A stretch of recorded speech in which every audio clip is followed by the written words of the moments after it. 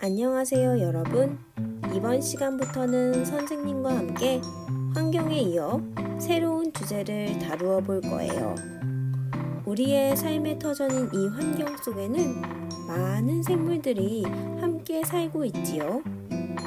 우리가 환경을 보호해야 한다는 중요한 마음을 키우는 것처럼 살아 움직이는 생명에 대해서도 자세히 알아보고 생명을 소중히 여기는 마음을 키워보기 위하여 소중한 존재들에 대해 배워보겠습니다. 여러분이 가장 좋아하는 동물은 무엇인가요? 선생님은 강아지를 가장 좋아해요. 즐거움을 주기도 하지만 무엇보다 이 동물이 소중한 이유는 친구로서 선생님 옆에 있으면 감정을 같이 공유하는 기분이 들어요. 마치 사람의 마음을 알아주는 것처럼. 선생님처럼 강아지를 좋아하는 친구도 민첩하고 깔끔함을 좋아하는 고양이를 선호하는 친구도 있을 거예요. 우리 가까이에서 동물들을 그만큼 쉽게 만날 수 있기 때문이겠죠? 동물은 요즘에만 우리와 함께하는 것이 아니었어요. 예로부터 동물은 사람과 가까운 곳에서 함께 살아왔습니다. 옛날 사람들의 그림을 보면 알 수 있어요. 김홍도의 작품에서 집 마당에 들어온 고양이를 쫓아내는 장면 한 번쯤 보았지요? 또 다른 그림을 볼까요? 이 그림을 보면 우리 농업에 소가 없었다면 인간들이 얼마나 힘들었을지 느껴지나요? 동물을 가까이 두면서 친구가 되어 위로받기도 하고 우리의 삶을 위해서 경제적으로 동물의 도움을 받기도 했어요. 함께 지내는 존재, 친구 같은 존재, 즉 살아있는 생명으로 동물을 생각하고 대하는 마음, 여러분은 느껴본 적 있나요? 지금 가정에서 함께 머무는 동물이 있을 수도 있고 가까이에 있지는 않지만 동물을 보고 동물에 대해 생각해 본 적이 있을 수도 있어요. 우리가 오늘 공부할 내용은 동물을 생명으로 바라보는 시선에서 더 깊게 알아볼 내용이에요. 바로 우리와 함께 살아가는 동물들이 가지는 권리인 동물권에 대하여 알아보겠습니다. 오늘 공부할 내용과 순서에 대해 알아보겠습니다. 먼저 동물권과 동물복지의 뜻을 알아볼 거예요. 정확한 뜻을 알아보고 우리 삶 속에서 접할 수 있는 동물복지의 사례에는 무엇이 있는지 알아볼게요. 마지막으로 오늘 배운 내용을 되돌아보고 정리하면서 수업을 마무리하겠습니다. 그럼 첫 번째, 동물권과 동물복지란 무엇일까요? 선생님과 함께 자세히 살펴보도록 합시다.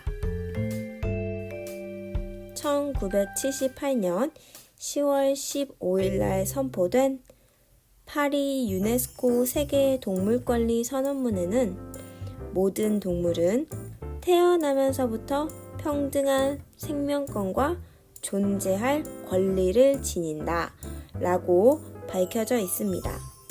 이 선언문의 문장, 어디서 들어본 내용과 비슷하지 않나요? 맞아요. 인권 선언문과 비슷하지요? 이 이 선언문에 나온 문장이 동물권을 의미합니다.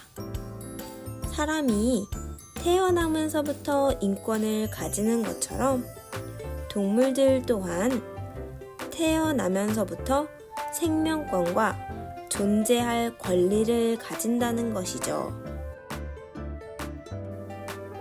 따라서 유네스코에서는 매년 10월 15일을 세계 동물권 선언의 날로 지정하고 기념하고 있어요.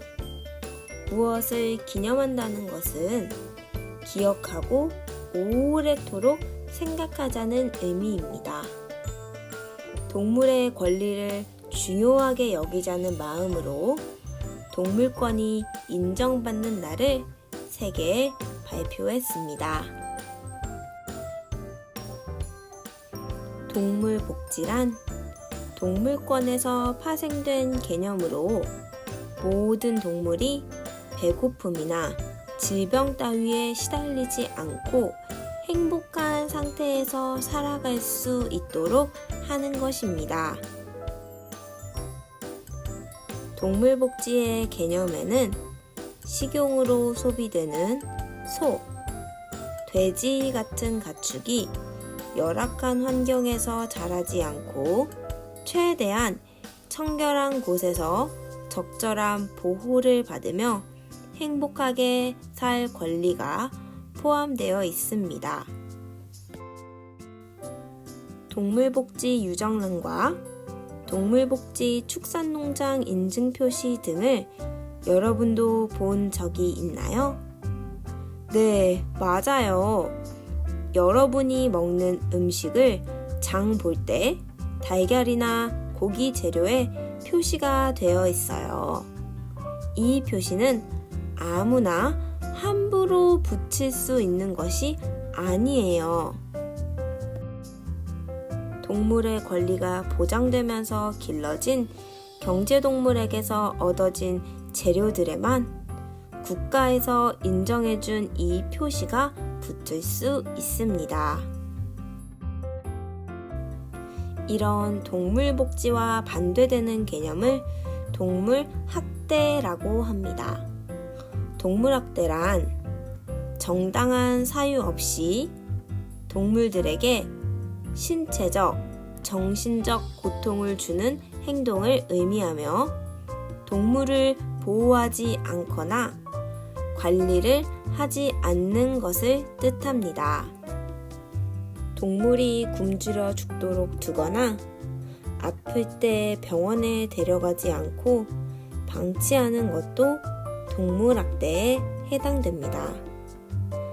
우리나라도 최근 일어나는 잦은 동물학대를 막기 위해 동물학대를 하는 모든 사람을 대상으로 법으로 처벌할 수 있는 법과 제도가 강화되고 있습니다. 지금까지 알아본 동물권, 그리고 동물복지의 의미가 이해가 되었나요? 이제는 생활 속에서 동물복지가 어떻게 이루어지고 있는지 자세히 살펴보겠습니다. 일상생활 속 동물복지의 사례를 알아보기 전에 평상시에 많이 쓰이는 의미들로 동물을 나누어 보도록 할게요. 동물을 나누는 방법은 목적과 쓰임에 따라 다를 수 있지만 선생님은 이번 수업 시간 여러분들의 이해를 돕기 위해 나누어 보았다는 것 참고해 주세요. 동물은 쓰임과 길러지는 목적에 따라 반려동물, 유기동물, 경제동물, 야생동물로 나눌 수 있습니다. 반려동물은 사람과 어울려 사는 동물로 사람들이 동물로부터 다양한 도움을 받고 있음을 알고 동물을 사람의 장난감이 아닌 더불어 살아가는 존재로 보는 의미가 담겨 있습니다. 예전에는 많이 썼던 애완동물이라는 표현 대신에 반려동물이라고 표현하기로 해요. 애완이라는 것 자체가 장난감의 의미를 담고 있어요. 소중한 생명을 가진 친구를 기르는 입장에서 꼭 반려동물이라고 부릅시다. 동물들은 우리와 더불어 살아가기 때문이에요. 유기동물은 원래는 반려동물로서 사람이 기르고 있었거나 입양하였으나 돌보지 않고 내다버려 바깥에서 떠돌이 생활을 하는 동물입니다. 생명의 소중함을 중요하게 여기는 사람들이 많아져서 요즘에는 유기견, 유기묘를 돌보거나 다시 입양하는 사례들이 늘어나고 있습니다. 경제동물은 우리가 생활에 필요한 것을 얻기 위해 기르는 동물입니다. 우리가 흔히들 떠올리는 소, 돼지, 닭 등이 해당됩니다. 주로 고기나 알, 털, 수산물을 얻기 위해 기르는 동물로 꿀벌이나 누에, 사슴 등 또한 우리가 생활에 필요한 것을 얻기 위해 기르기 때문에 경제동물이라고 볼 수 있습니다. 야생동물은 산이나 들 등의 자연에서 저절로 나서 자라는 동물로 고라니, 멧돼지, 호랑이, 여우 등이 있습니다. 야생에서 길러지고 자라고 있어도 생명을 가진 동물로서 최소한으로 지켜져야 할 권리는 있습니다. 지금까지 동물들을 4가지 종류로 나누고 살펴보았습니다. 이 동물들에게 모두 고유의 권리, 동물권이 있다고 생각하며 이들이 행복하게 살 수 있도록 돕는 것 모두가 동물복지입니다. 지금부터 우리가 어떻게 행동하면 동물들이 행복하게 살 수 있을지 함께 고민해 보도록 해요. 먼저 반려동물들. 우리가 집에서 키우는 반려동물이 행복하려면 어떻게 해야 할까요? 반려동물을 키우지 않는 친구들도 자신의 입장에서 생각해 봅시다. 내가 반려동물을 키우지는 않지만 만약 키우게 된다면, 키워야 한다면 어떤 것을 준비하고 생각해야 할까요? 배운 공책이나 학습지에 써봅시다.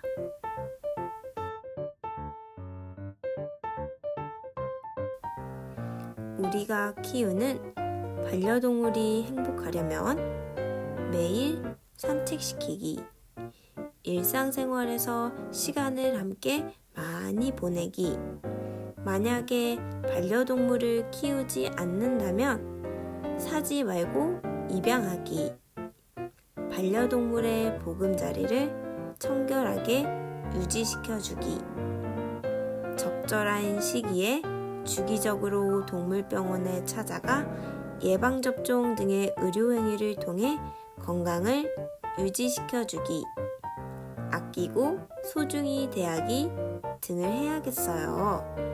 참 할 일이 많죠? 그래서 큰 책임감을 가지고 길러야 합니다. 다음으로 유기동물들이 행복하려면 어떤 방법이 있을까요? 배운 공책이나 학습지를 꺼내 써봅시다.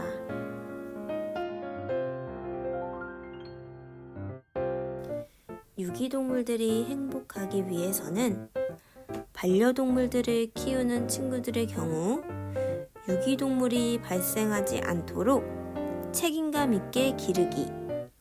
반려동물들을 키우려고 계획 중이라면 동물을 기르기 전에 기르는 방법을 알고 철저히 준비해야 하며 길에서 동물을 잃어버릴 때를 대비하여 반려동물에게 인식칩을 심어 명부에 등록하기.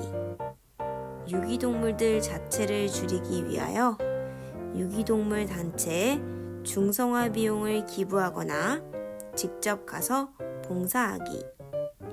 기르고 싶은 동물이 있으면 다시 입양하기와 같은 행동을 실천할 수 있습니다. 우리 생활에 많은 도움을 주는 경제동물이 행복하려면 어떤 방법이 있을까요?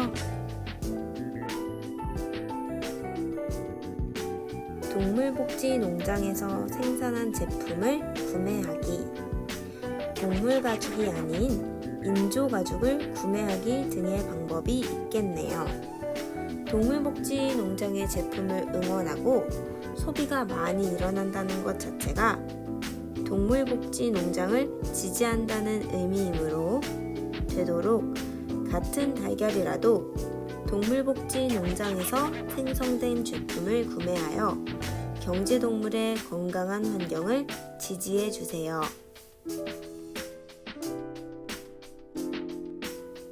마지막으로 자연에서 사는 야생동물들이 행복하려면 어떤 방법이 있을까요?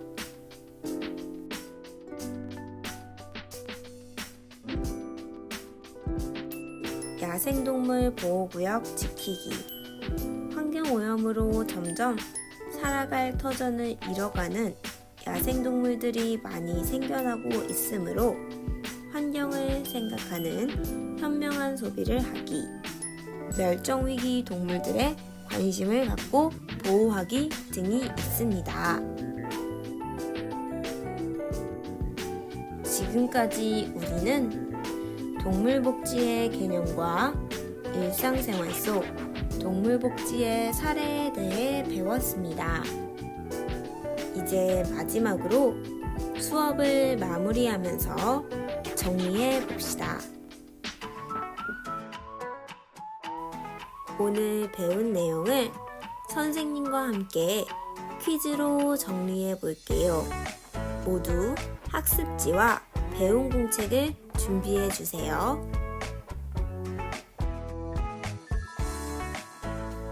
문제 1번. 모든 동물은 태어나면서부터 평등한 생명권과 존재할 권리를 지닙니다. 이를 무엇이라고 하나요?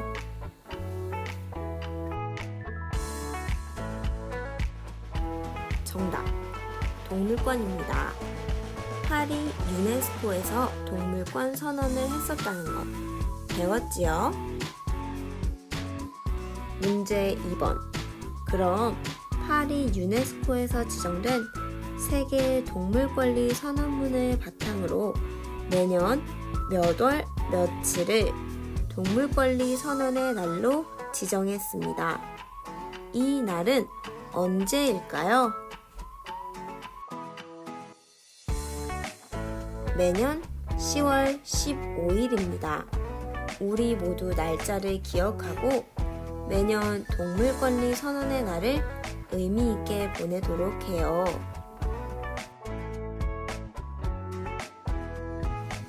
마지막 문제입니다.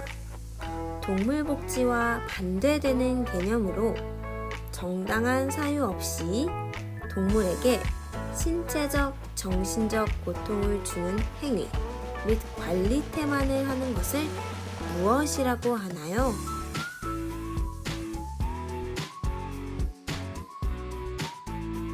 정답은 동물학대입니다. 여러분, 오늘 배운 내용은 어떤 학생들에게는 어려울 수도 있고 마음이 아플 수도 있어요. 하지만 우리가 혼자 살아가는 세상이 아니라는 것은 여러분도 다 잘 알고 있을 거예요. 사람과 동물이 함께 살아가는 따뜻한 세상을 만들기 위해 동물 복지와 더불어 동물권에 대한 관심과 존중이 필요합니다. 오늘 수업을 통해 몰랐던 부분을 알아가고 동물과 함께 살아가는 세상을 그려볼 수 있었으면 좋겠습니다. 사람과 동물이 모두 행복해지는 세상을 위한 첫 번째 발걸음을 기억하며 이번 수업 마치도록 하겠습니다.